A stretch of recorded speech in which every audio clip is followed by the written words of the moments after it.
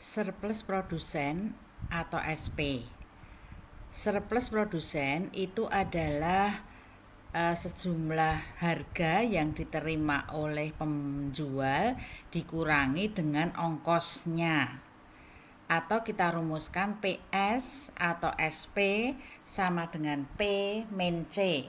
Jadi produser surplus atau surplus produsen SP sama dengan P harganya dikurangi C ongkosnya, ongkos produksi ya, atau ongkos bagi penjual.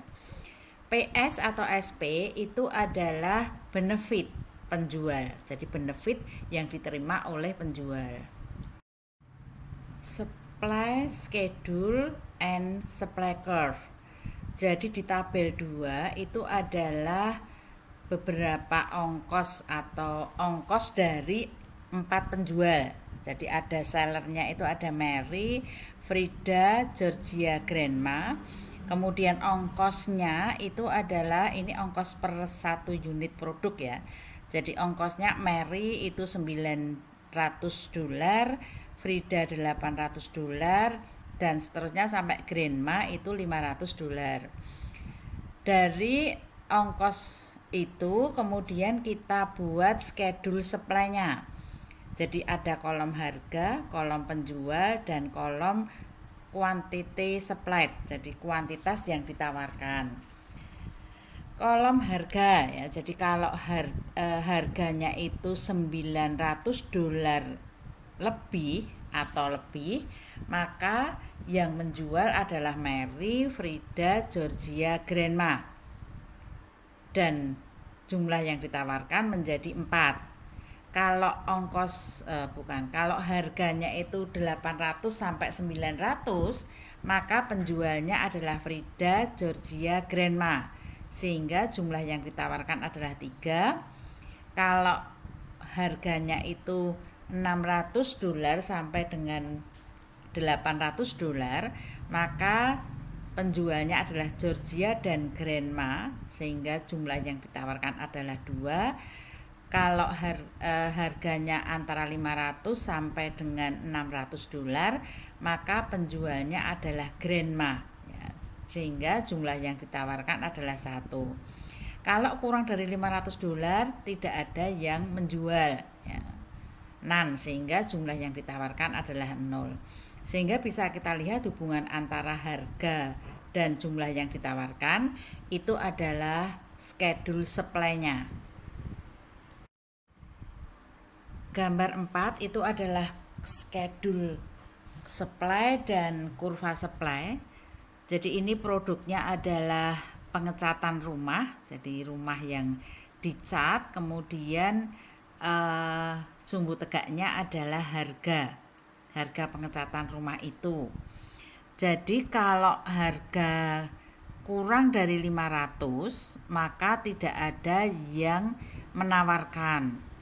Kemudian kalau harga antara 500 sampai 600 itu ada 1 Grandma ya. Jadi Grandma ongkos produksinya adalah 500.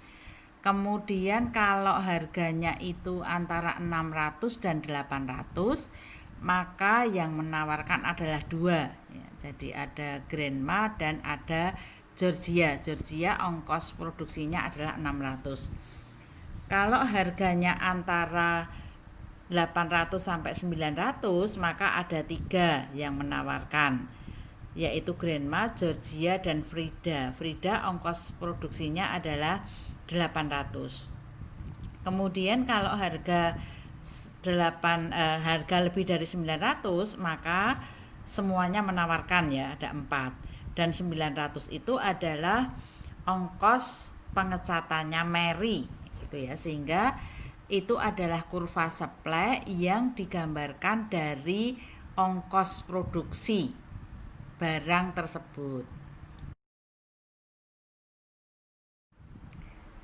Gambar 5 adalah mengukur surplus produsen dengan kurva supply. Gambar A adalah manakala harganya 600. Jadi kita lihat kalau harganya 600 itu berarti adalah surplus produsennya Grandma.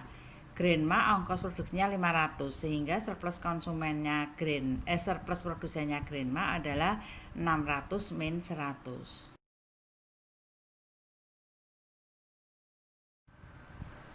Gambar 5B itu adalah manakala harganya 800. Jadi semula harga 600 naik menjadi 800. Pada harga 800, maka surplus produsennya Grenma itu adalah 800 min 500. Jadi harganya 800 dikurangi ongkosnya Grenma 500 sehingga 300. Surplus konsumennya Georgia itu adalah 800 min 600. Jadi harganya 800, ongkos produksinya Georgia adalah 600 sehingga surplus produsennya 200. Total surplusnya menjadi 300 plus 200 sehingga 500. Jadi kalau harga naik maka surplus produsennya itu lebih banyak. Kalau kita lihat yang area yang ungu muda itu adalah surplus produsennya Grenma, kemudian area yang ungu tua itu adalah surplus produsennya Georgia sebagai penjual yang baru ya. Kalau Grenma penjual yang lama.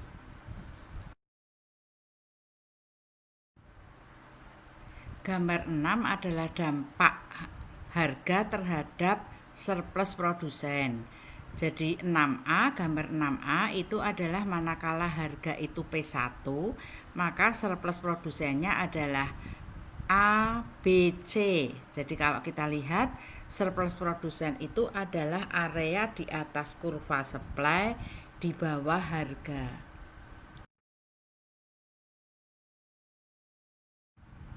Gambar 6B itu adalah pada harga P2. Jadi semula P1 sekarang harganya naik menjadi P2, maka surplus produsennya pada harga P2 itu sekarang menjadi A, D, E, F. Kalau kita rinci maka yang A, B, C itu adalah surplus produsen pada produsen mula. Kemudian yang B, D, E, C itu adalah tambahan surplus produsen bagi produsen mula-mula, dan C, E, F itu adalah surplus produsen bagi produsen yang baru masuk ke pasar.